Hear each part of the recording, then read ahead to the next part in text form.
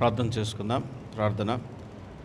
మమ్మల్ని మిక్కిలిగా ప్రేమించిన మా ప్రియపరలోక తండ్రి, ఈ సాయంత్రపు వేళ నీ వాక్య ధ్యానము మేము చేస్తుండగా ఆ నోటి మాటలు మా అందరి హృదయ ధ్యానాలని దృష్టికి అంగీకారం అవటకు సహాయం చేయండి. ప్రభా, అల్పుణ్ణి అయోగ్యుణ్ణి అయినటువంటి నీ దాసుణ్ణి క్షమించి తన దోషం అడ్డు రాకుండా నీ సిలువ చాటును మరుగుపరిచి నీ స్వరం మాత్రమే నీ ప్రజలకు వినిపింపచేయమని యేసు నామమున ప్రార్థన మిక్కిలి వినయంతో అడిగి వేడుకుంటున్నాం తండ్రి, ఆమేన్. ప్రభువును రక్షకుడైన యేసుక్రీస్తు నామమున చేరువచ్చిన మీ అందరికీ ప్రత్యేకమైన వందనాలు.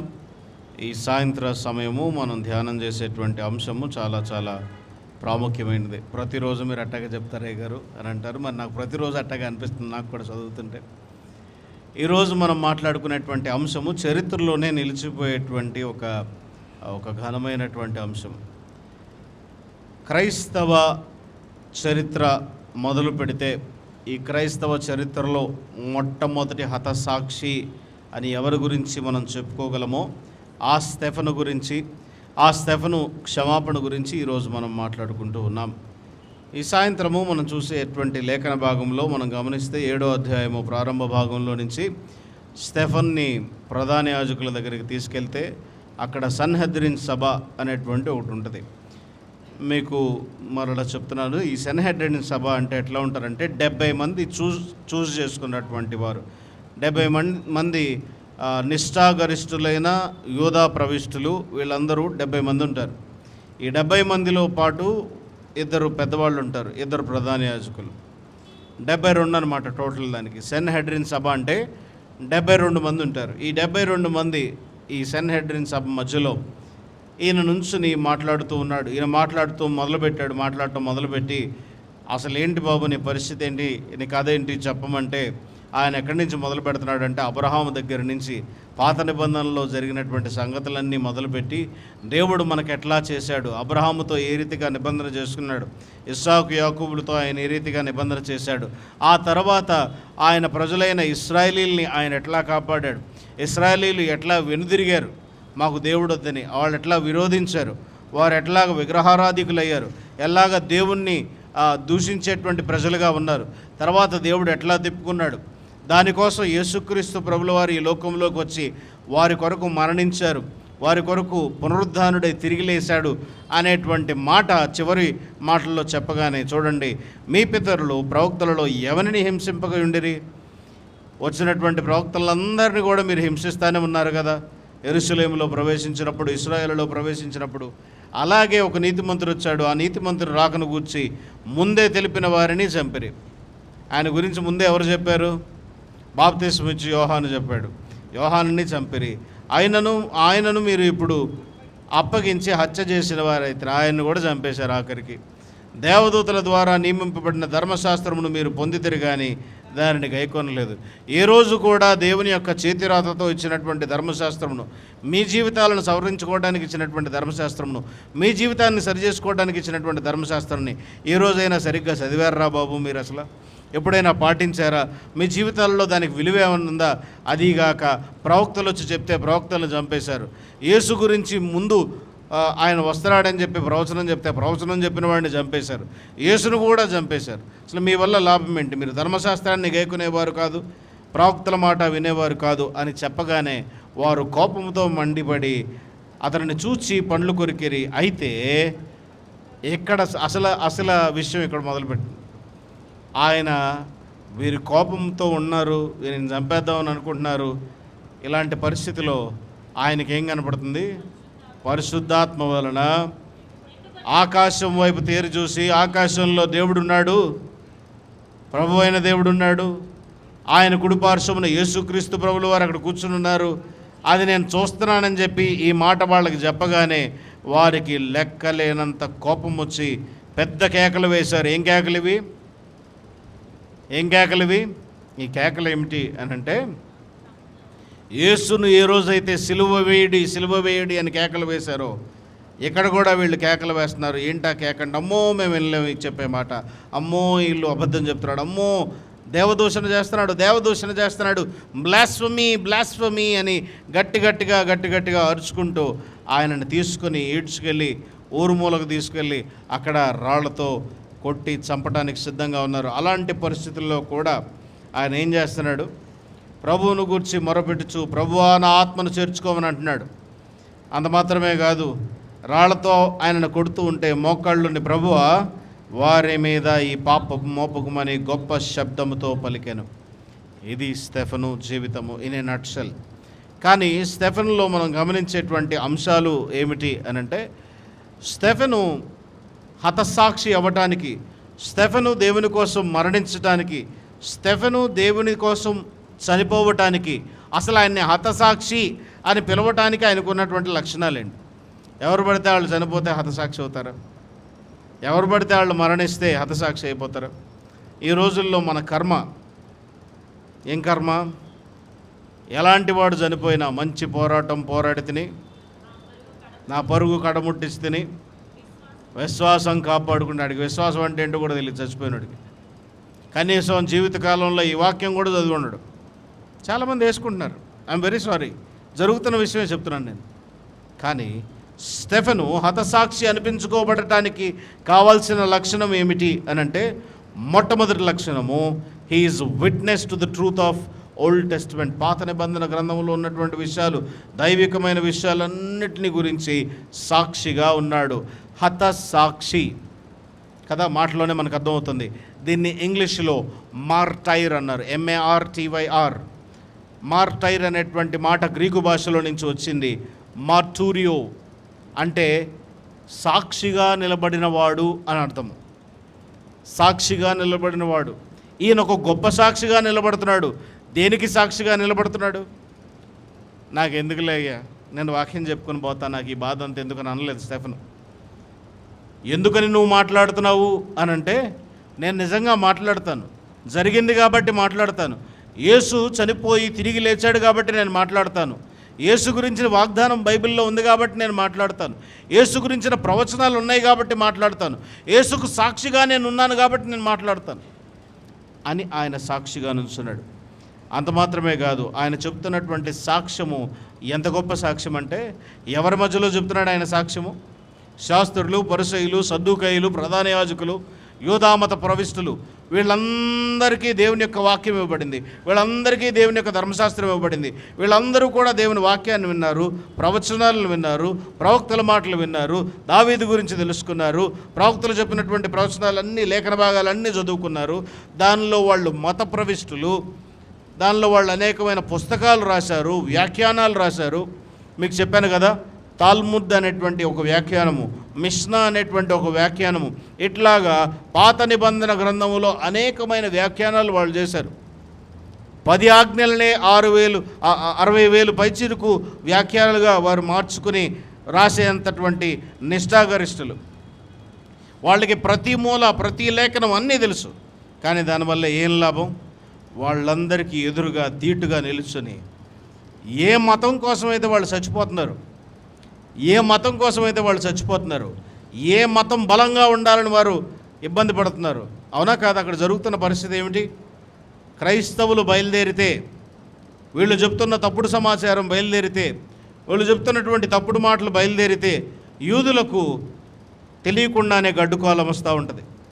ఇశ్రాయేలులో, యెరూషలేములో వీళ్ళు ఆజ్ఞను తీసుకుని బయలుదేరుతున్నాడు. సౌలు ఎట్లా బయలుదేరాడు? ఎక్కడ ప్రజల్ని చంపుదామని బయలుదేరుతున్నాడు ఆయన? ఆయన చేతిలో ఒక ఆజ్ఞను తీసుకుని, he is carrying forward just to kill people. ప్రజలను చంపడానికి ఆయన బయలుదేరుతున్నాడు. ఎందుకు అని అంటే, వాళ్ళకి భయం. వాళ్ళ మతం పునాదులు కదిలిపోతున్నాయి. యేసు వారి మత పునాదులను కదిలివేసేటువంటి ప్రశ్నలు ఆయన అడిగాడు.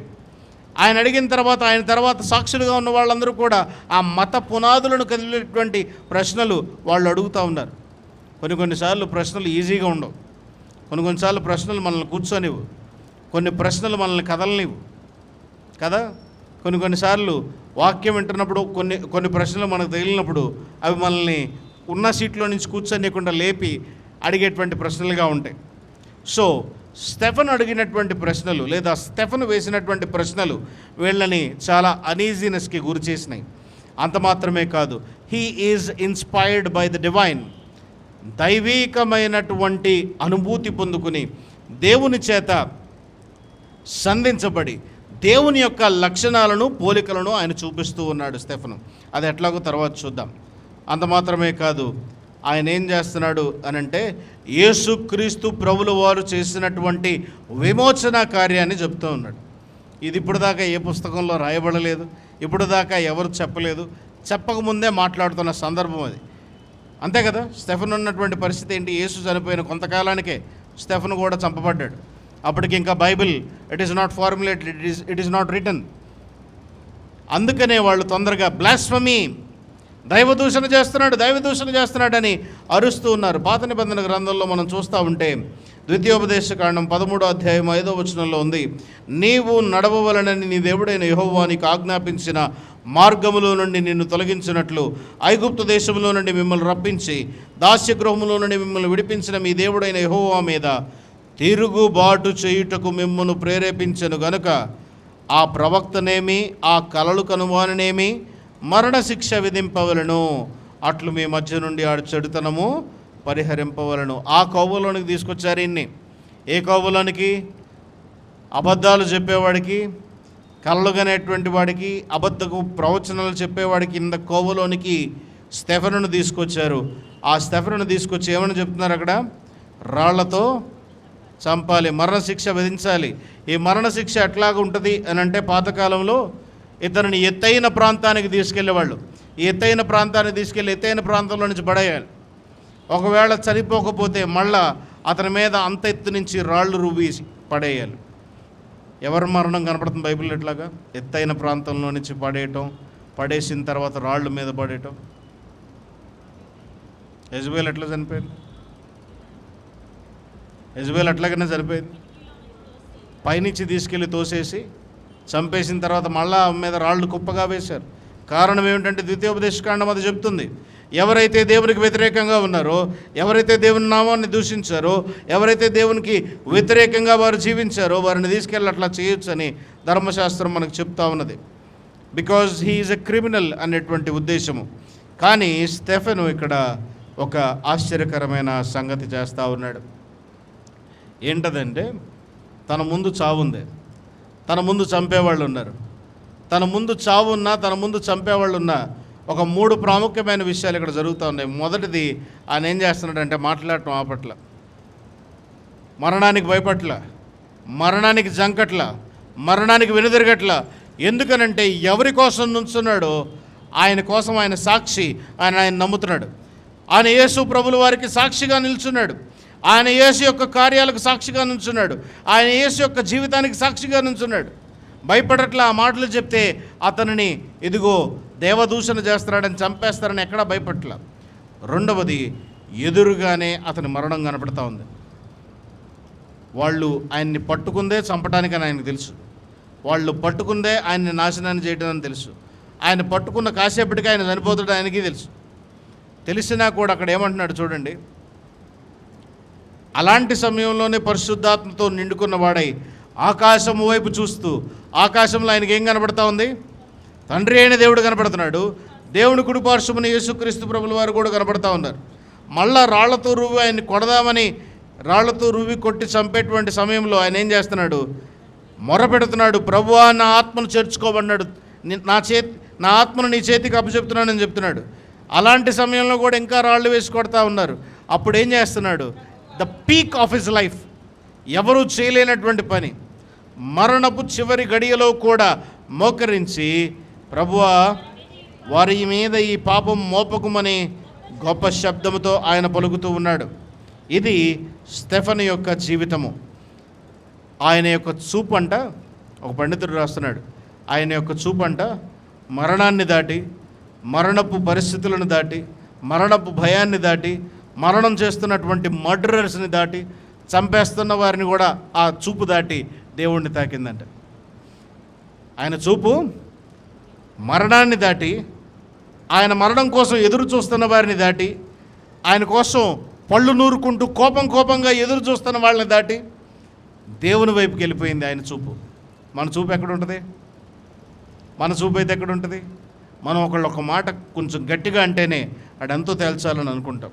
ఎవరైనా సరే ఒక్క మాట గట్టిగా అన్నా, ఒక మాట తేడాగా మాట్లాడినా, ఒక మాట పరుషంగా పలికినా మనం వెంటనే ఎదురు మాట్లాడటము, కనీసం కాకపోతే కనీసం హృదయంలో సనుక్కోవటము, హృదయంలో తప్పుగా అనుకోవటము మనం చేస్తాం.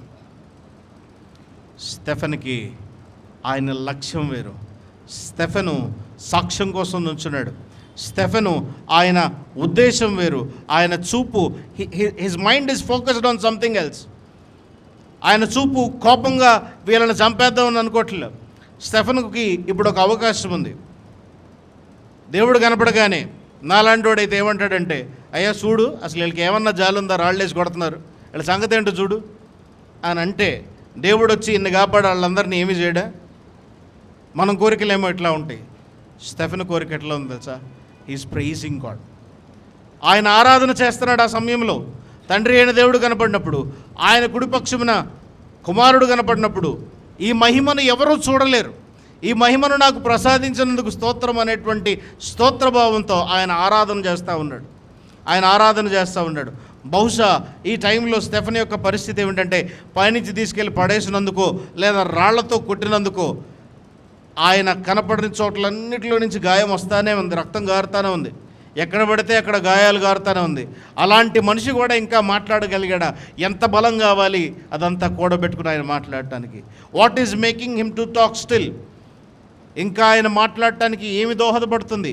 ఇంకా ఆయన మాట్లాడటానికి ఏం మిగిలిందని ఆయన ఏమంటున్నాడంటే, ఆయన ప్రభువుని ఆహ్వానిస్తున్నాడు తన జీవితంలోకి. అలాంటి సమయంలో కూడా, ప్రభువా కమ్, దా, వచ్చిన ఆత్మను తీసుకెళ్ళి. అలాంటి సమయంలో కూడా తన ఆత్మ మీద, తన ఆత్మీయ జీవితం మీద, తన యొక్క స్పిరిచువల్ లైఫ్ మీద కేంద్రీకృతం చేసుకుని ఉన్నాడు. అంత మాత్రమే కాదు, సిలువ మీద పలికినటువంటి యేసు మాటలు కూడా ఆయనకు తెలుసు. కాబట్టి ఏమన్నారంటే పండితులు, స్టెఫెన్ ఈజ్ అ క్రిస్టలాజికల్ మిర్రర్ అని అన్నారు. క్రీస్తును చూపించేటువంటి మొట్టమొదటి హతసాక్షి, క్రీస్తును తన జీవితంలో అద్దంగా చూపించేటువంటి వాడు. మనందరం వాక్యం చెప్పుకుంటాం, మనందరం వాక్యంలో మాట్లాడుకుంటాం. మనం వెలుగులాగా ఉండాలి, క్యాండిల్ వెలుగులాగా క్రీస్తు వెలుగును మనం పంచుకుంటూ, మనం కరిగిపోతూ ఇతరులకి జీవితాన్ని ఇవ్వాలి. వాక్యం అనే అద్దములో మన జీవితాలను చూసుకుని మన జీవితాలను సరిచేసుకోవాలి. స్టెఫెన్ ఏం చేస్తున్నాడంటే, నిజముగా క్రీస్తుకు అద్దము వలె అతను పోలి నడుచుకుంటూ ఉన్నాడు. స్టెఫెనుకు వచ్చినటువంటి ఆత్మీయ లక్షణము లేదా స్టెఫెనులో ఇప్పుడు జరిగినటువంటి ఆత్మీయ మెలకువ అనేది, it is the top most attainment of any person. ఒక వ్యక్తి జీవితంలో చివరి గొప్ప ఆత్మీయ సంకేతం అది. దాన్ని మించినది ఉండదేమో అని పండితులు రాస్తూ ఉన్నారు.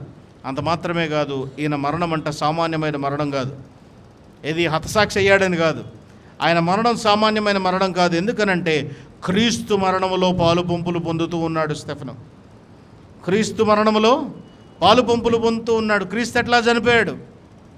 క్రీస్తు తన కోసం వచ్చేటువంటి వారికి, ఎవరి కోసమైతే ఆయన సువార్త ప్రకటిద్దాం అనుకున్నారో, ఎవరి కోసమైతే ఆయన చనిపోద్దాం అనుకున్నాడో రాళ్ళేసి చంపుతూ ఉన్నారు. స్టెఫెను పరిస్థితి కూడా అదే. ఆయన తన ఆత్మను దేవుని చేతికి అప్పచెప్పుకున్నాడు. రాళ్ళు రువ్వి చంపుతుండగా వాళ్ళ కోసం ప్రార్థన చేస్తూ ఉన్నాడు. ఇది క్రీస్తు యొక్క మరణములో పాలుపంపులు పొందటం కాదా? కాబట్టి స్టెఫెను జీవితంలో చివరి నిమిషం వరకు కూడా దేవుని యొక్క అథారిటీ ఒప్పుకున్నాడు. ఈ యొక్క 50-55 వచనాలు లేదా 60 వచనాల్లో ఎక్కడైనా స్టెఫెను వెనక్కి తిరిగి లేదా ఒక నిమిషం కిందకి తగ్గి, చాలు ఇంకా నా వల్ల కాదు పోరాటం అన్నాడా? అక్కడ ఏమైనా కనపడుతుందా మనకి? ఎక్కడ చాలంటలా. He's very strong. క్రీస్తు అధికారాన్ని తన జీవితంలో ఒప్పుకున్నాడు. స్టెఫెన్ యొక్క ఫర్గివ్నెస్ లాంగ్వేజ్, క్షమాపణ భాష మనం చూస్తూ ఉంటే అది ఎలా ఉందనంటే, ఆయన ఏమని అంటున్నాడంటే, చివరి మాట చదవండి అమ్మా, ఏమని అంటున్నాడు క్లియర్గా? మోకాళ్ళుని ప్రభువా వారి మీద ఈ పాపం మోపుకుమని, వారి మీద ఈ పాపము మోపొద్దు అని చెప్తున్నాడు. ప్రభు నేర్పిన ప్రార్థన మనం జ్ఞాపకం చేసుకుందాం. మా రుణస్థులను మేము క్షమించిన ప్రకారం మా రుణములు క్షమించము. ఈయనేమడుగుతున్నాడంటే, లార్డ్, గ్రీక్ భాషలో రాస్తుంది, వాళ్ళ అకౌంట్లోకి లేదా వాళ్ళ ఖాతాలోకి ఈ భారాన్ని వేయొద్దు అనేటువంటి ఉద్దేశం రాస్తుంది బైబిల్లో. అంటే స్టెఫెన్ ఏమని ప్రార్థన చేస్తున్నాడు? ఈ భారం వాళ్ళ మీద వేయొద్దు దేవా, ఈ భారం వాళ్ళ మీద వేయొద్దు, ఇది వాళ్ళది కాదు, వాళ్ళకి తెలియక చేస్తున్నారు ఇది, ఈ భారం వాళ్ళ మీద వేయొద్దు. ఈ భారం వాళ్ళ మీద వేస్తే ఏం జరుగుద్ది? నా మరణ భారం అంతా, నా రాళ్ళు కొట్టిన వాళ్ళందరికీ ఈ మరణ భారం అంతా ఉంటుంది. ఇంకొక గమ్మత్తైన విషయం, ఇక్కడ ఒక వ్యక్తి కనపడతా ఉన్నాడు. ఆయన పాదాల దగ్గర బట్టలు పెట్టి వెళ్ళారు. సన్హెద్రిన్ సభ చెప్పేటువంటి లక్షణం ఏమిటి అని అంటే, ఎవరైతే మొట్టమొదటి విట్నెస్గా ఉంటారో, మొట్టమొదటి సాక్షిగా ఉంటారో వాళ్ళు మొదటి రాయి వేయాలంట. మొట్టమొదటి సాక్షిగా ఉన్నవాడు మొట్టమొదటి రాయి వేయాలి. అంత మాత్రమే కాదు, అతనే చివరిలో నిర్ధారించాలి. తర్వాత అధ్యాయంలో చూద్దాం, 8వ అధ్యాయం ప్రారంభం మాటల్లో సౌలు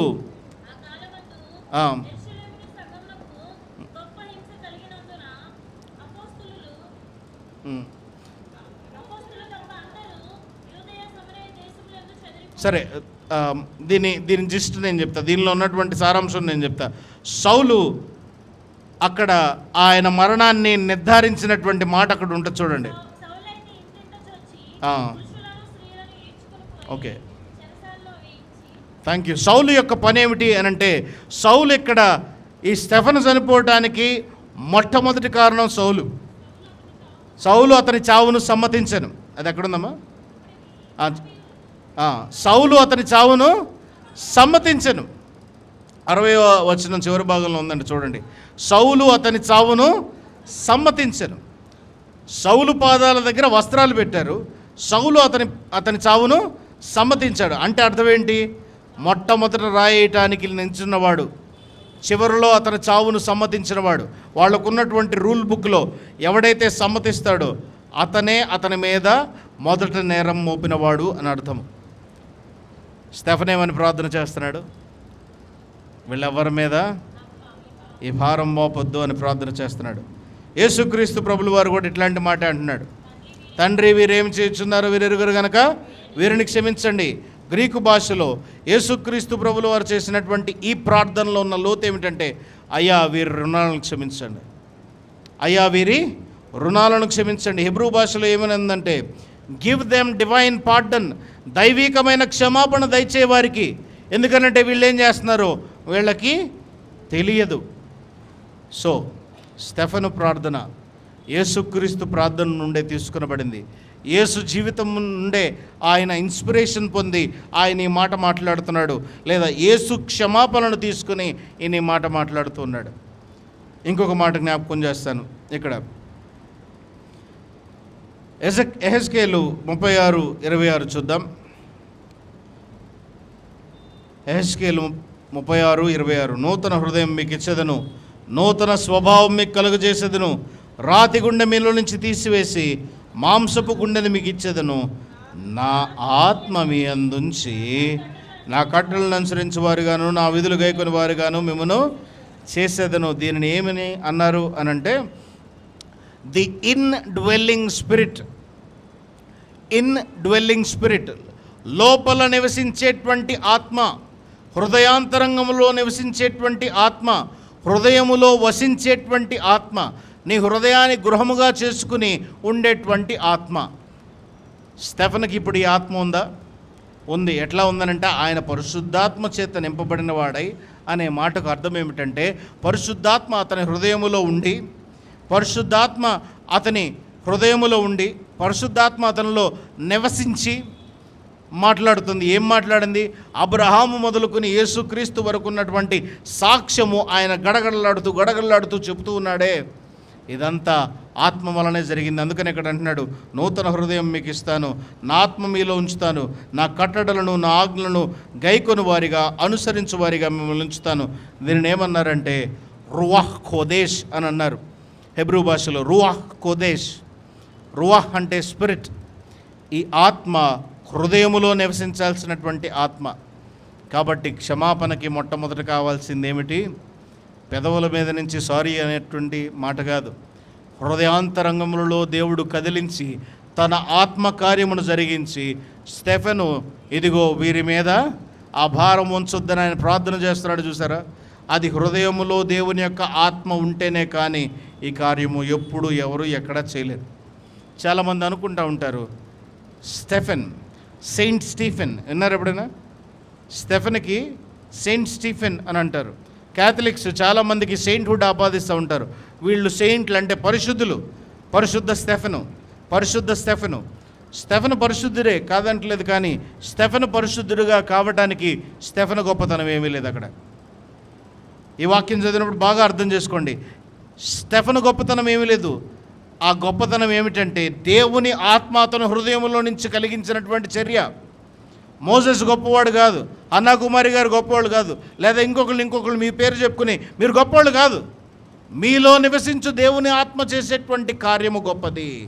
మనిషి ఎప్పుడు గొప్పవాడు కాదు. స్టెఫెనును దేవుడు వాడుకుంటున్నాడు. స్టెఫెనులో దేవుని యొక్క ఆత్మ కార్యము జరగడానికి స్టెఫెన్ ఏం చెప్పాడంటే, ఎస్ లార్డ్, చిత్తం ప్రభువా, నీ మాట నేను అంగీకరిస్తాను. నీవు నా హృదయంలో వసించడానికి నేను అంగీకరిస్తాను. నీవు నా జీవితంలో ఉన్నప్పుడు నేను నీ కొరకు మరణించడానికి నేను అంగీకరిస్తాను. అది స్టెఫెను చేసినటువంటి గొప్ప కార్యం. కాబట్టి స్టెఫెను హృదయంలో దేవుడు నిలుచోవటానికి, this is not human magnanimity, మానవ గొప్పతనము మానవ గర్వము అహంకారానికి దారితీసేది కాదు, కానీ అది దైవికమైనటువంటి విలువ, దైవికమైన పార్టిసిపేషన్ అంటారు. గలతీయులకు రాసిన పత్రిక 2వ అధ్యాయం 20వ వచనం చూడండి.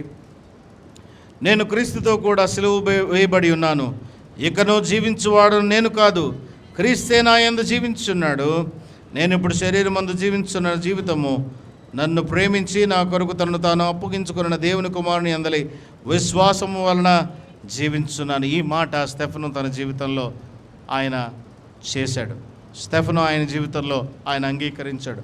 ప్రతి హతసాక్షి, ప్రతి పాదిరి, ప్రతి విశ్వాసి, ప్రతి క్రైస్తవుడు జీవితంలో చెప్పాల్సిన మాట, నేను కాదు, నా గొప్పతనం కాదు, నా కార్యాలు కాదు, నాలో క్రీస్తే నివసిస్తున్నాడు. నేను నా కోసం జీవించట్లేదు, క్రీస్తు కోసమే నా జీవితాన్ని కొనసాగిస్తున్నాను అని చెప్పగలిగేటువంటి మాట. చూద్దాం, ప్రపంచం అంతా ఏమనుకుంటుంది? అందరూ చాలా గొప్పగా ఏమనుకుంటున్నారంటే, Stephen is not a hero.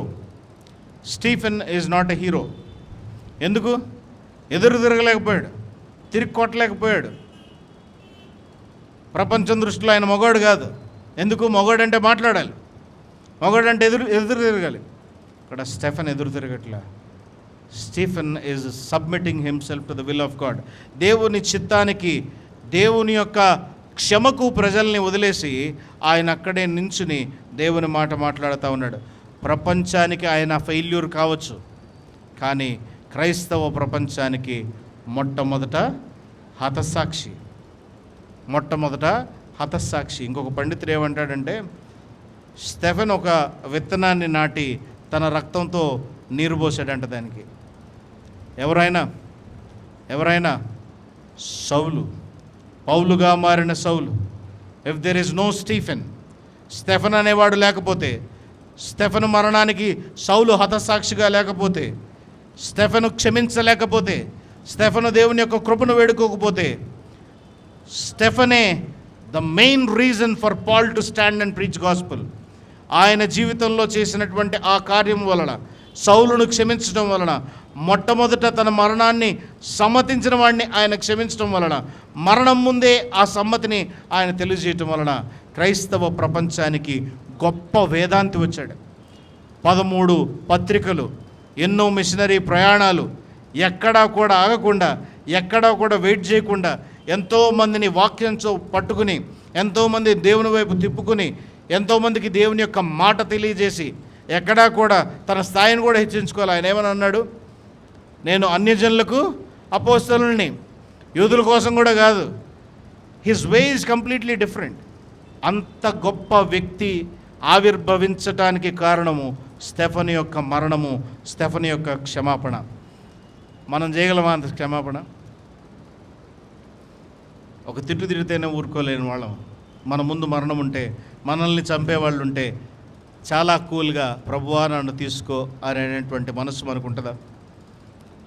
ఇది సందర్భమో కాదో నాకు తెలియదు, కానీ రీసెంట్గా మనకు తెలిసినటువంటి ఒక హతసాక్షి చనిపోయి 1 సంవత్సరం అవుతుంది. ఆయన విషయంలో మనం మాట్లాడుకుంటూ ఆయన విషయంలో మనం మాట్లాడుతూ, ఆయన విషయంలో ఆలోచిస్తూ, ఆయన చనిపోయినప్పుడు ఎంత బాధపడి ఉంటాడో అని అనుకున్నాను నేను. మరణం కళ్ళెదురుగానే కనపడతా ఉంది ఆయనకు కూడా. మరణం కళ్ళెదురుగా ఉంది. మరణం కళ్ళెదురుగా ఉంది. ఆయన ఏం చెప్పాడో, ఆయన ఏం మాట్లాడాడో, ఆయన ఎలా క్షమించాడో. స్టెఫెను జీవితాన్ని అర్థం చేసుకుంటే మన కళ్ళెదురు చదివినటువంటి అనేకమైన ఎగ్జాంపుల్స్ మనకున్నాయి. ఎంతోమంది క్రైస్తవ హతసాక్షులు రీసెంట్గా మీరు వీడియోస్ చూస్తూ ఉన్నారు. గల్ఫ్ కంట్రీస్లో ఊచకోతకు వస్తున్నారు. ఆఫ్రికాలో తెలియని యొక్క అడవుల్లో తెలియకుండా చాలామందికి సువార్త చెప్పడానికి వెళ్ళిన వాళ్ళు మళ్ళీ బయటికి రావట్లేదు ఎవరు. ఎంతోమంది చనిపోతున్నారు. దానంతటికీ కారణము ఒకే ఒకటి, క్రీస్తు కోసం వారి యొక్క జీవితాన్ని పణంగా పెట్టి వాళ్ళు ఒకటే చెప్పగలుగుతున్నారు, ప్రభువా హియర్స్ మై లైఫ్, నా జీవితాన్ని తీసుకో, ఆ జీవితాన్ని తీసుకుని నీ చేతిలో ఒక బలమైన బాణంగా వాడుకో. మనమైతే ప్రార్థనలు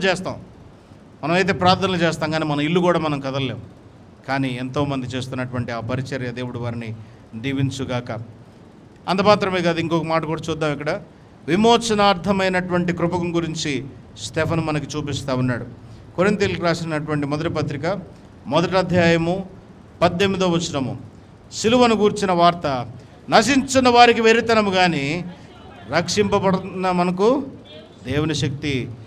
యేసును గూర్చి, యేసు రక్షణను గూర్చి, యేసు మరణాన్ని గూర్చి, పునరుద్ధానాన్ని గూర్చి చెప్తుంటే వాళ్ళందరూ చెవులు మూసుకుని అమ్మో దేవదూషణ, అమ్మో దేవదూషణ అంటే ఈయనకేమో మహిమలో యేసు కనపడుతున్నాడు అక్కడ.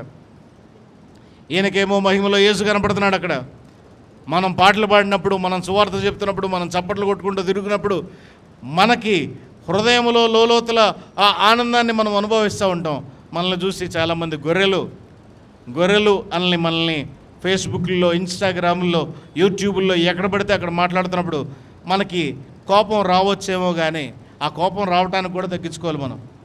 ఎందుకనంటే ఏమో ఎక్కడ ఏ సౌలు ఉన్నాడో, ఎక్కడ మనల్ని వాడుకుని ఏ విత్తనం నాటుతాడో దేవుడు.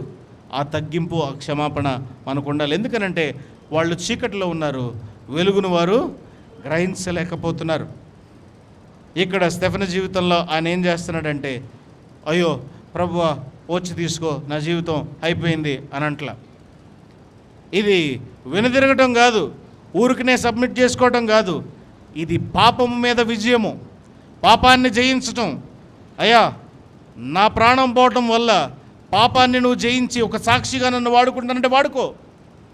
మిలిటరీలో ఒక తల్లి కొడుకును పంపించింది అనుకోండి, ఊరికనే వాడు వెళ్ళి చచ్చిపోతే ఏం లాభం? ఏమీ లాభం లేదు.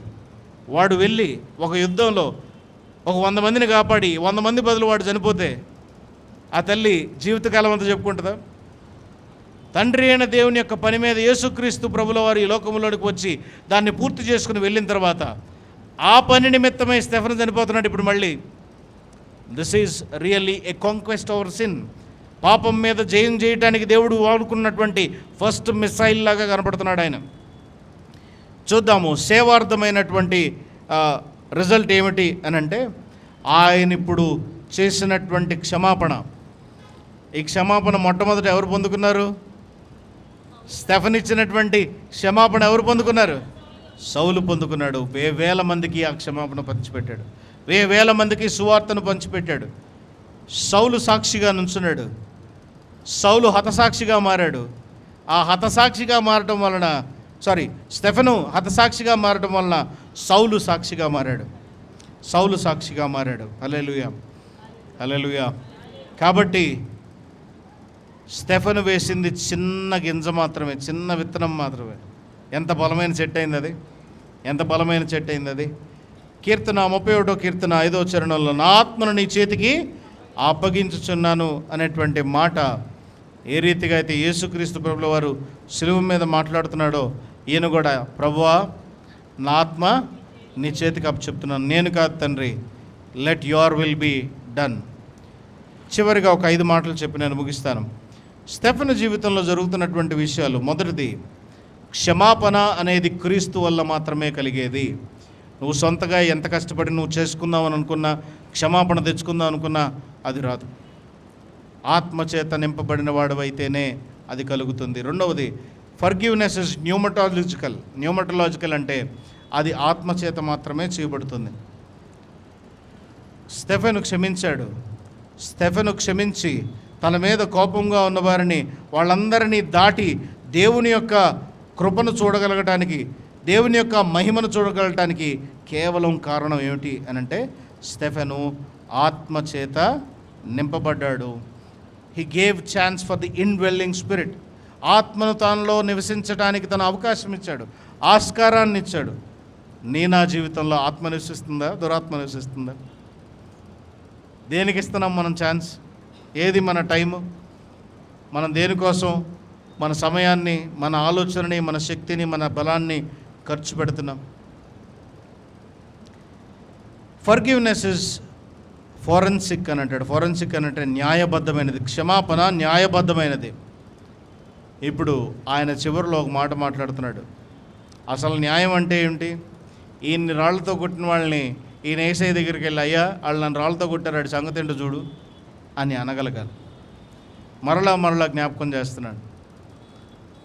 గ్లాడీస్ స్టెయిన్స్ గారు కానీ, హతసాక్షుల భార్యలు ఎంతోమంది, పోయిన సంవత్సరం చనిపోయిన ఆయన భార్య కూడా, వాళ్ళందరూ చెప్తున్నట్టు ఒకటే మాట, క్రీస్తు క్షమించాడు. ఈ స్థాయిలో ఉన్న మేము కూడా ఆయనే క్షమించినప్పుడు మేమెంత? కాబట్టి క్షమాపణ అనేది ఇప్పుడు ఏం చేస్తుందనంటే వారి మీద ఆ గిల్ట్ ఉండకుండా ఆ కవర్ని తీసివేయటానికి ఈ క్షమాపణ పనిచేస్తుంది. Forgiveness is missional. మిషనల్ అంటే క్షమాపణ అనేది సేవా పరిచర్యను బలపరిచేది. ఎలా బలపరుస్తుంది సేవా పరిచర్యను? ఇక్కడ స్టెఫెను చనిపోవడం వలన అక్కడ సౌలు లేచాడు. ఇక్కడ స్టెఫెను చనిపోవడం వలన అక్కడ సౌలు లేచాడు. దేవుని యొక్క రక్షణ ప్రణాళికను, రక్షణ సువార్తను ఈ రీతిగా మరణిస్తూ ఆయన మాట్లాడుతున్నాడు కదా. పోయిన సంవత్సరం ఎంతోమంది టీవీల్లో మాట్లాడారు, ముస్లిమ్స్ వచ్చి మాట్లాడారు, పలానా బ్రదర్ మాకు తెలుసండి, ఆయన చాలా మంచివాడండి, ఆయన ఎట్లా చనిపోయాడు మేము చెప్పగలమండి. ఒక సంవత్సరంలో తెలియకుండా ఇంగ్లీష్ ఛానల్స్ దగ్గర నుంచి తెలుగు ఛానల్ వరకు అందరూ సెర్చ్ చేసి అసలు ఈయన దేని గురించి చెప్తున్నాడు, ఎందుకు చెప్తున్నాడని కొన్ని వేల సార్లు ఆయన చెప్పినటువంటి సువార్తను వింటున్నారు.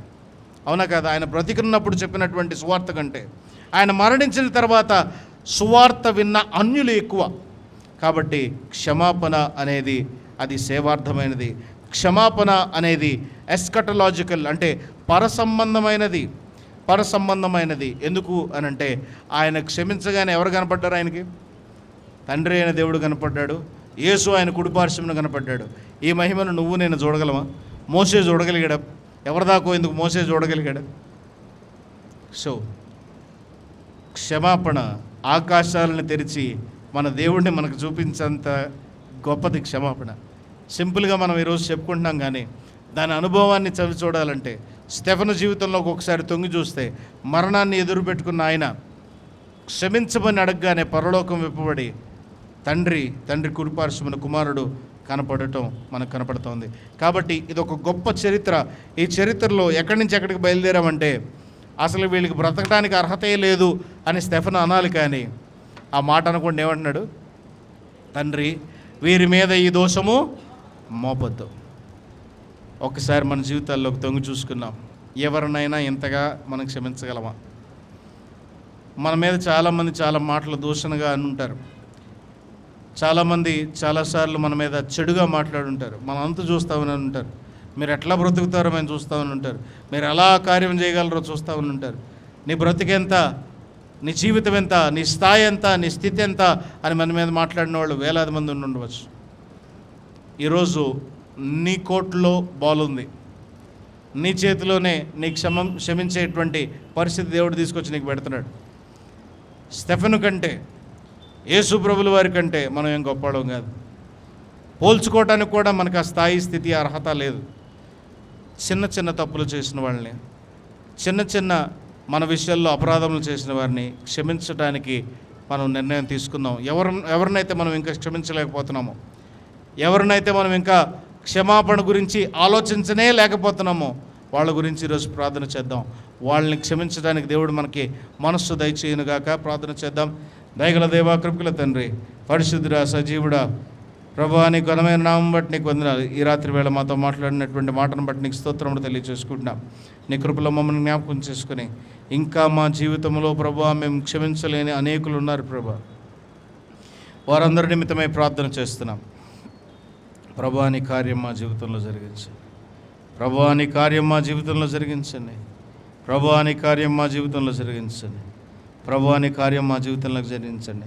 క్షమాపణ మాకు దయచేయండి. మా హృదయంలో నీకు స్థానం ఇవ్వడానికి సహాయం చేయండి. నీ పరిశుద్ధాత్మ దేవుణ్ణి మా హృదయంలో ప్రభువా నివసింపచేసుకోవటానికి కావలసినటువంటి యోగ్యత మాకు అనుగ్రహించండి. Help us to have that indwelling spirit, Lord.